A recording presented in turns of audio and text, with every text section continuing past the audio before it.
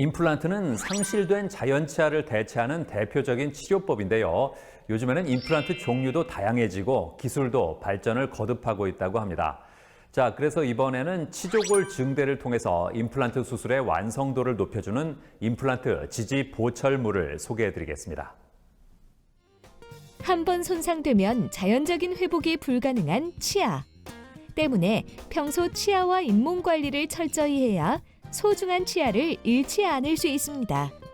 하지만 불가피하게 치아가 손상됐을 경우 이를 대체할 치료법이 필요한데요. 이때 적용 가능한 치료 중 하나가 바로 임플란트라고 합니다. 제3의 치아라고 불리는 임플란트는 치아가 상실된 부위에 인공치근을 식립하고 치아 모양의 보철물을 연결하여 치아의 기능을 대신할 수 있도록 하는 방법이라는데요. 치주 질환이나 사고로 인해 치아 및 치조골 소실이 심한 경우에는 심미적 그리고 기능적 회복을 위해 과거에는 틀니 혹은 남아있는 자연 치아를 삭제하는 보철 수복을 이용하게 됩니다. 하지만 이 방법은 여러 가지 단점이 있는데요. 대부분의 환자들은 틀니를 사용한 후 씹는 힘이 부족해 식사를 잘 못할 수 있고 틀니가 입안에서 움직이거나 빠져서 사회생활에 어려움을 호소할 수 있습니다. 이러한 자연 치아를 이용한 통상적인 보철 수복은 삭제된 치아에서 충치 등 여러 가지 문제점이 발생되기도 합니다. 이러한 이유로 임플란트 지지 보철 수복이 수십 년 전부터 애용되어 왔습니다. 임플란트 치료를 받고 잘 관리할 경우 오랜 기간 자신의 치아처럼 사용할 수 있을 정도로 자연 치아와 유사한 강도와 모양을 가진 것이 특징이라는데요.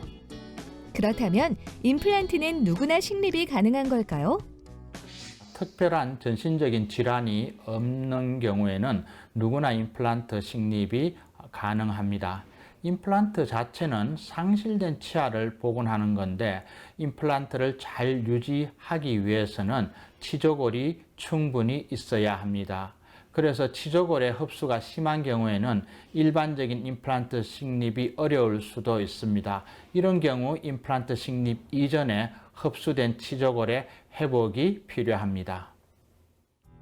임플란트 치료 과정에서 고려해야 할 요소 중 하나가 바로 치조골이라고 하는데요. 그렇다면 치조골이 부족한 경우 어떠한 부가적인 수술이 필요할까요? 과거에는 치조골이 부족한 경우 엉덩이 뼈나 얼굴뼈를 채취한 후 부족한 잇몸뼈를 정대시키거나 골신장술 같은 어려운 수술법을 이용해 잇몸뼈의 양을 정대시켰습니다. 하지만 이러한 수술법은 수술 후 통증이나 부종이 심하고 임플란트를 동시에 식립할 수 없어 최종 보철물을 수복할 때까지 시간이 오래 걸리고 수술 횟수가 늘어나는 단점이 있습니다. 수술이 복잡한 경우에는 이식한 인조골이 골 이식 부위에서 빠져나가 원하는 양의 충분한 골 재생이 안 되는 경우도 있습니다. 이러한 골 재건술의 단점을 줄이기 위해 현재는 부족한 수직골 정대술에 특화된 보철물이 도입되고 있습니다.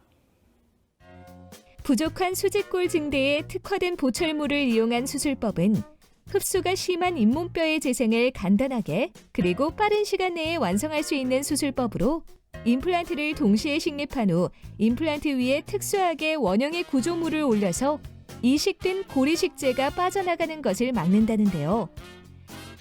이 수술을 적용하면 엉덩이 뼈나 얼굴 혹은 턱뼈의 채취 없이도 잇몸뼈 재건 수술 중 가장 어렵다고 알려진 수직 골정대술을 쉽게 할 수 있고 총 걸리는 치유 기간도 짧습니다. 또한 술식이 다른 수술법보다 비교적 간단해서 임플란트를 동시에 식립할 수 있습니다. 그래서 수술 후 환자의 불편함이 적고 최종 보철물까지 걸리는 시간이 줄어든다는 장점이 있습니다. 치아 본래의 기능과 심미적인 역할을 대신하는 임플란트. 만약 치조골의 흡수로 인해 임플란트 식립 시 고정력이 낮아 치료가 어려워질 것 같다면 고리식을 통한 수직골 증강으로 보다 완성도 높은 임플란트 수술을 진행하길 바랍니다.